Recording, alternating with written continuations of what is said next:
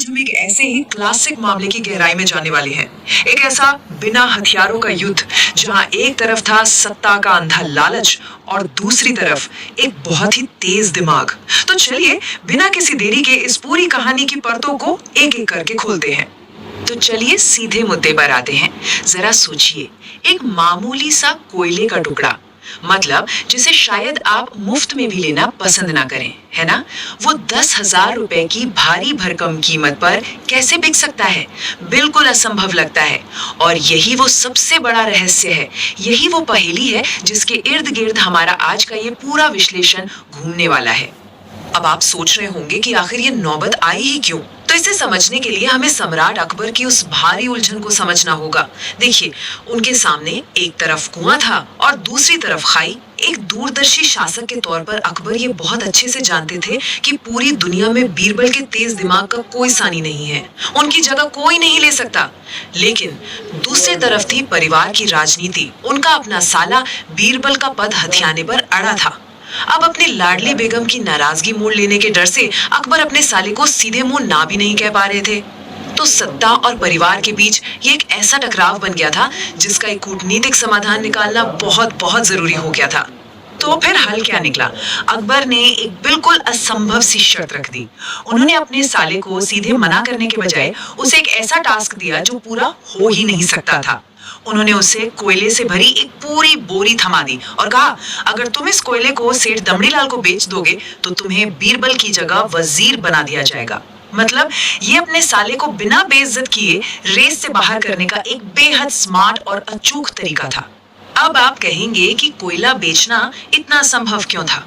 तो भाई, ये चुनौती असल में एक फंदा थी, और वो इसलिए क्योंकि सेठ दमड़ीलाल कोई ऐसा वैसा आम व्यापारी नहीं था।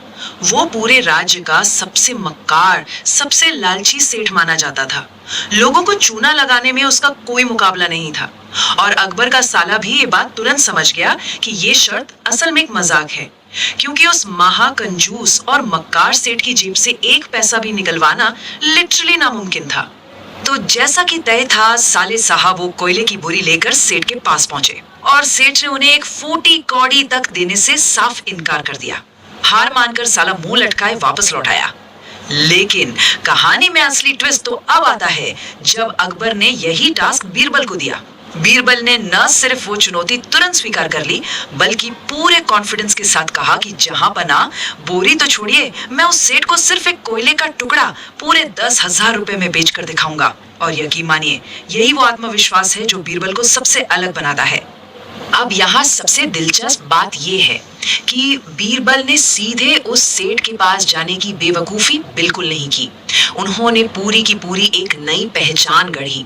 उन्होंने क्या किया? सबसे पहले एक दर्जी से एकदम शानदार मखमली कुर्ता सिलवाया, गले में हीरे मोती की भारी मालाएं पहन ली, और सबसे मास्टर स्ट्रोक काम ये किया कि उस मामूली कोयले को पीस कर बिल्कुल बारीक सुरमे में बदल दिया।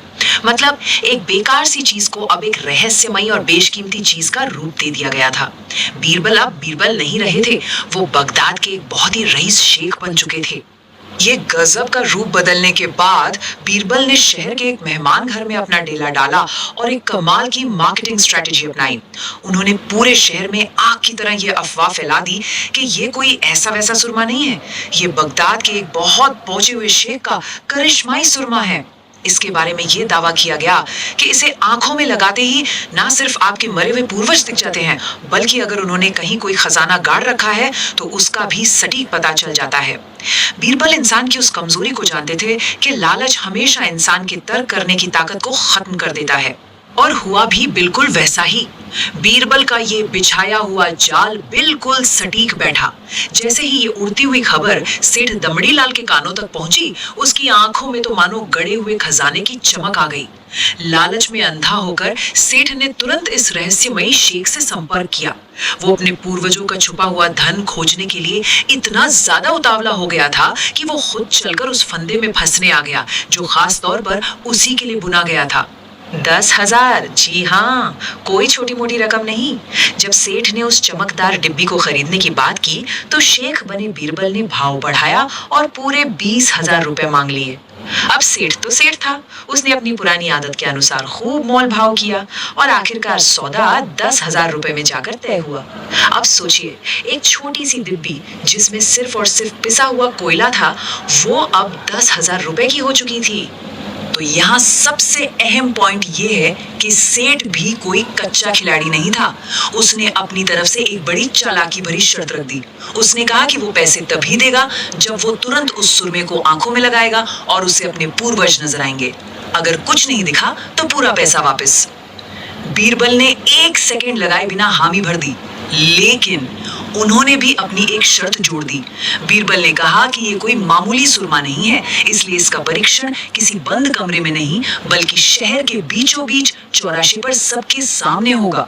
और बस यहीं से इस असली मनोवैज्ञानिक खेल का अगला और सबसे खतरनाक चरण शुरू होता है। अब चौराहे पर शहर भर की भारी भीड़ इकट्ठा हो चुकी थी। लोग इस अजूबे को देखने के लिए एकदम बेताब थे। और तब बीरबल ने अपना असली और सबसे मारक दांव चला। उन्होंने भीड़ के सामने एकदम ऊंची आवाज में घोषणा की कि अगर ये सेठ असल में उन्हीं की औलाद है जिन्हें ये अपना माता पिता समझता है, और अगर इसके माता पिता ने जीवन में कभी कोई बेईमानी नहीं की होगी, केवल तभी इसे अपने पूर्वज दिखाई देंगे। लेकिन अगर आपके माँ बाप में से किसी ने भी कोई बेईमानी की होगी और आप उनकी असल औलाद नहीं होंगे, तो आपको कुछ भी नहीं दिखेगा। और ये इस पूरे विश्लेषण का सबसे मजेदार और चरम बिंदु है। जरा उस पल की कल्पना कीजिए। सेठ ने बड़े अरमानों से सुरमा लगाया, धीरे से आंखें खोली और उसे कुछ भी नहीं दिखा। और दिखता भी कैसे? जाहिर है वो तो महज एक कोयला था। अपना सिर खुजाते हुए सेठ ने चारों तरफ खड़ी उस हजारों की भीड़ को देखा। एक झटके में उसे समझ आ गया कि वो बहुत बहुत बुरी तरह फंस चुका है, क्योंकि अगर वो अब ये कह दे कि उसे कुछ नहीं दिख रहा है तो पूरे शहर के सामने ये साबित हो जाएगा कि उसके माता पिता बेईमान थे और वो एक नाजायज औलाद है। अब आप ही बताइए, सेठ के पास क्या ही रास्ता बचा था?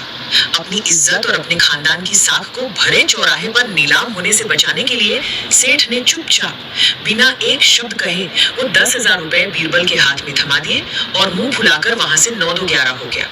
जब बीरबल ने दरबार में वापस आकर वे रुपए अकबर को सौंपे और ये पूरी कहानी विस्तार से सुनाई तो साला महोदय का चेहरा देखने लायक था। वो बिना एक भी शब्द कहे चुपचाप अपने घर लौट गए। अकबर और बीरबल बस एक दूसरे को देखकर मुस्कुरा उठे।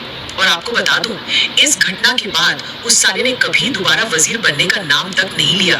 तो इस पूरी प्रस्तुति के अंत में ये कहानी हमारे सामने एक बहुत ही गहरा सवाल छोड़ जाती है। क्या सच में समाज में बदनामी और बेइज्जती का डर इंसान के सबसे गहरे, सबसे बड़े लालच पर भी भारी पड़ सकता है? बीरबल की इस बेजोड़ बुद्धिमानी ने यह साबित कर दिया कि इंसान की सबसे बड़ी कमजोरी हमेशा उसकी दौलत नहीं होती, बल्कि समाज में उसकी छवि और उसका अपना अहंकार होता है। इस दिलचस्प विश्लेषण में हमारे साथ जुड़ने के लिए आपका बहुत बहुत धन्यवाद।